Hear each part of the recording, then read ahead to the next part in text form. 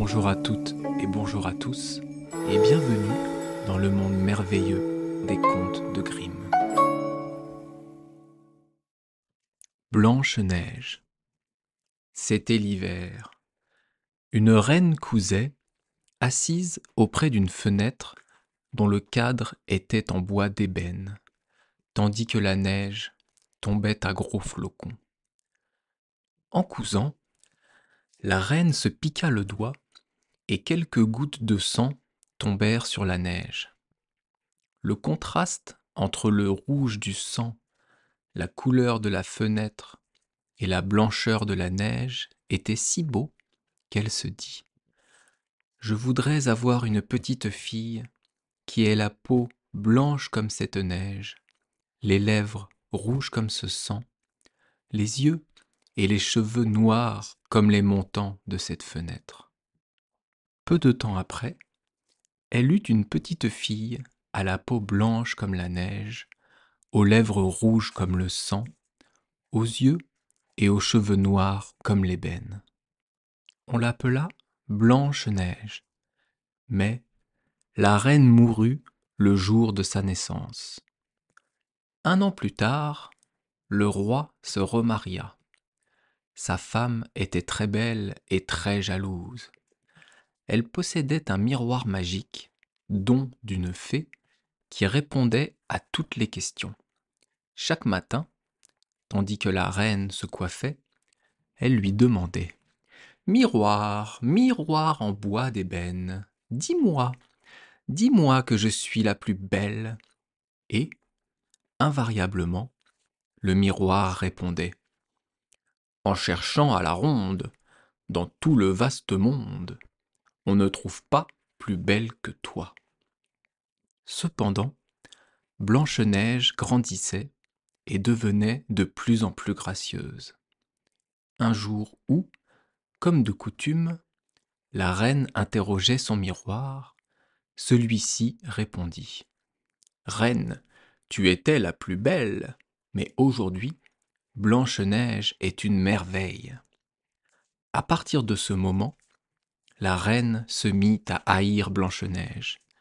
Enfin, n'y tenant plus, elle fit venir un de ses gardes et lui dit : « Emmène cet enfant dans la forêt et tue-la. » Le garde conduisit Blanche-Neige dans la forêt, mais, comme il levait son couteau pour la tuer, il fut si ému par ses larmes et sa beauté qu'il n'acheva pas son geste.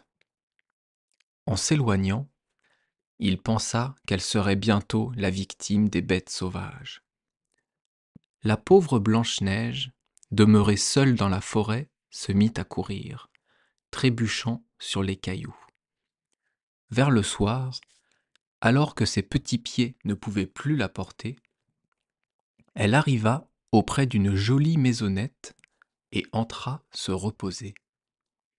Elle y trouva une petite table dressée, avec 7 petites assiettes et 7 petits couverts. Contre le mur, il y avait 7 petits lits aux draps bien tirés, blancs comme neige. Blanche-Neige, qui avait très faim et très soif, mangea un peu de la nourriture préparée dans chaque assiette et but une gorgée de vin dans chaque verre. Puis, comme elle était très fatiguée, elle se coucha et s'endormit immédiatement. Le soir, les habitants de la maisonnette arrivèrent. C'étaient 7 nains qui cherchaient dans la montagne de l'or et des diamants.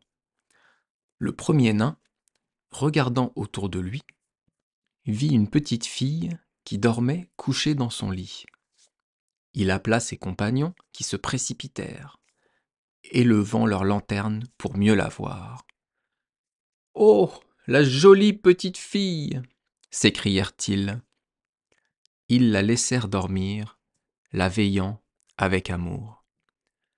Quand Blanche-Neige se réveilla et qu'elle vit les 7 nains, elle eut d'abord peur.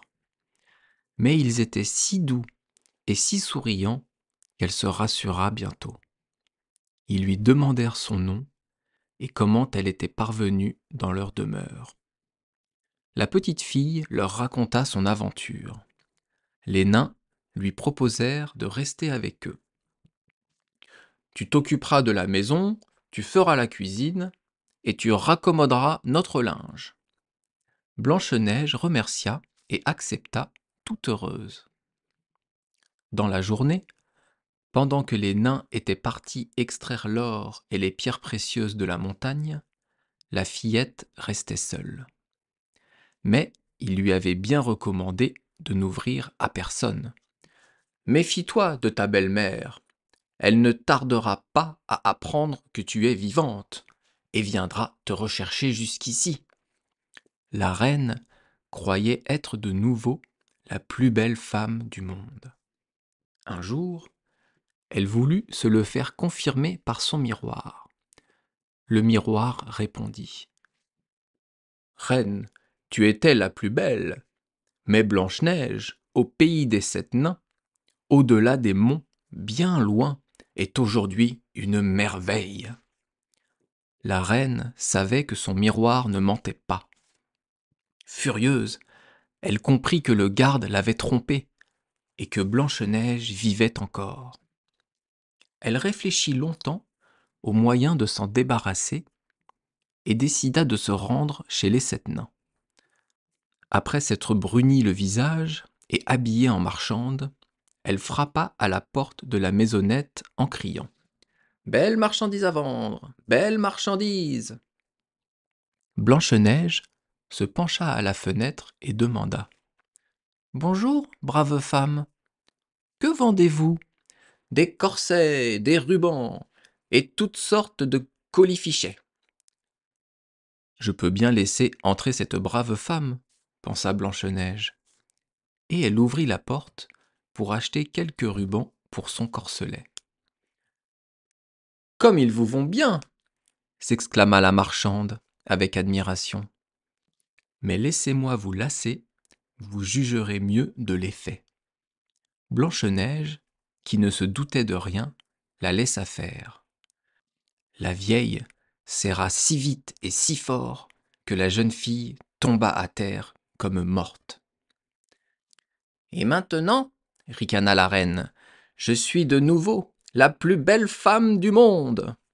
Et elle quitta rapidement la maisonnette.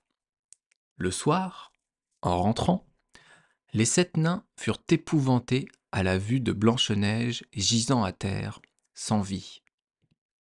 Apercevant le corselet tellement serré, ils coupèrent immédiatement les lacets. Blanche-Neige, peu à peu, revint à la vie. Elle leur raconta ce qui s'était passé.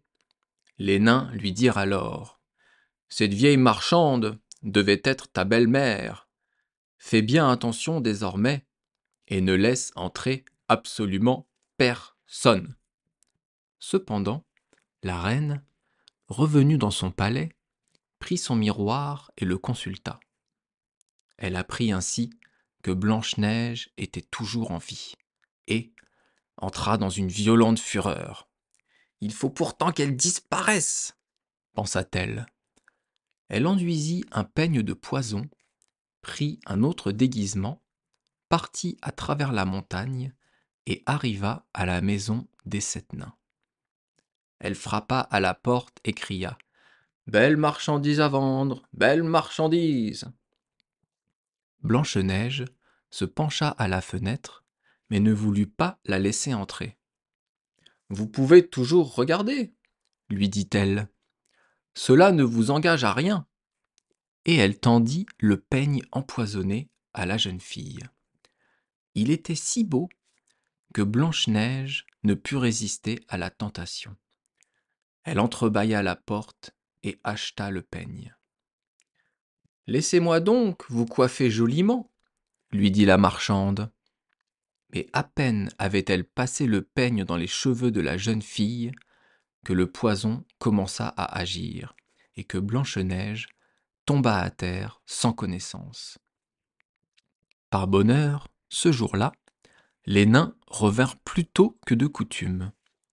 En voyant Blanche-Neige étendue à terre, pâle comme une morte, Ils comprirent que sa belle-mère était encore venue. Ils découvrirent le peigne empoisonné, l'arrachèrent, rendant ainsi la vie à la jeune fille. Puis, ils lui firent promettre de ne plus ouvrir la porte sous aucun prétexte. La reine, arrivée au palais, demanda à son miroir. Miroir, miroir en bois d'ébène, dis-moi que je suis la plus belle. Et le miroir répondit à nouveau que Blanche-Neige était une merveille. Cette réponse fit trembler la reine de rage et de jalousie. Elle jura que Blanche-Neige mourrait, dût-elle mourir elle-même. Elle alla dans son cabinet secret et prépara une pomme empoisonnée. Celle-ci était belle et appétissante. Cependant, il suffisait d'en manger un petit morceau pour mourir. La reine se maquilla, s'habilla en paysanne et partit pour le pays des 7 nains. Arrivée à la maisonnette, elle frappa à la porte. « Je ne peux laisser entrer personne, on me l'a défendu, » dit Blanche-Neige. « J'aurais pourtant bien aimé ne pas remporter mes pommes, » dit la paysanne. « Regarde comme elles sont belles, goûte-en une. » « Non, » répondit Blanche-Neige, « je n'ose pas. »« Aurais-tu peur ? Tiens, nous allons la partager. » La reine n'avait empoisonné la pomme que d'un seul côté, le côté rouge, le plus appétissant. Elle la coupa en deux et tendit la partie empoisonnée à Blanche-Neige, tout en mordant dans l'autre. Rassurée, la jeune fille la porta à sa bouche. Elle ne l'eut pas plutôt mordue qu'elle tomba comme morte. La reine eut alors un rire diabolique.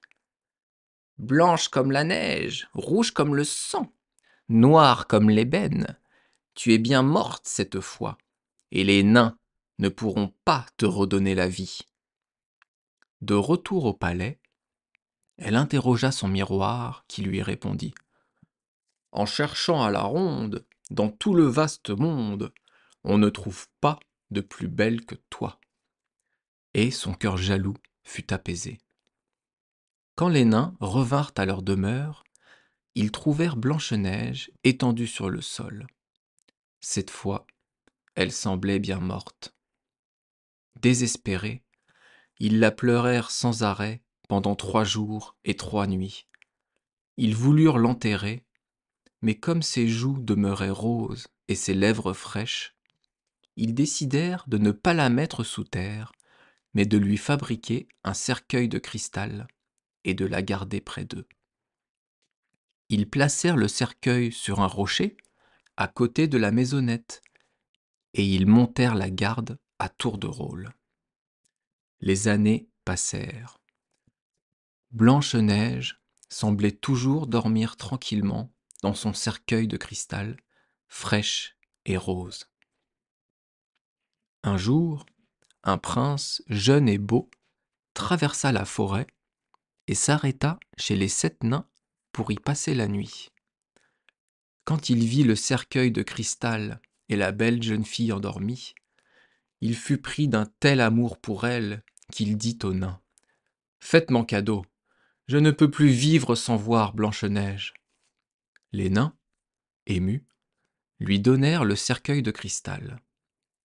Le prince le fit porter à dos d'homme jusqu'à son palais. Chemin faisant, un des porteurs trébucha et la secousse fut telle que le morceau de pomme resté dans la gorge de la jeune fille en sortit. Elle ouvrit les yeux, souleva le couvercle du cercueil et, regardant autour d'elle, dit : « Où suis-je ? » Tout joyeux, le prince lui répondit : « Tu es en sécurité avec moi. Je t'aime plus que tout au monde. Viens au palais du roi, mon père, et je t'épouserai. » Blanche-Neige consentit avec joie. Leurs noces furent célébrées avec une splendeur et une magnificence dignes de leur bonheur. On invita tous les rois et toutes les reines. Quand la belle-mère se fut parée de ses plus beaux atouts, elle posa à son miroir l'éternelle question. Hélas, le miroir lui répondit. Reine, tu étais la plus belle, mais la fiancée brille d'une splendeur sans pareille. À ces mots, la reine entra dans une violente fureur. Tout d'abord, elle ne voulut plus aller aux noces. Puis, elle ne put résister au désir de voir cette jeune princesse qui était si belle. Quand elle reconnut Blanche-Neige, elle fut prise d'une telle rage qu'elle tomba, terrassée par sa propre jalousie.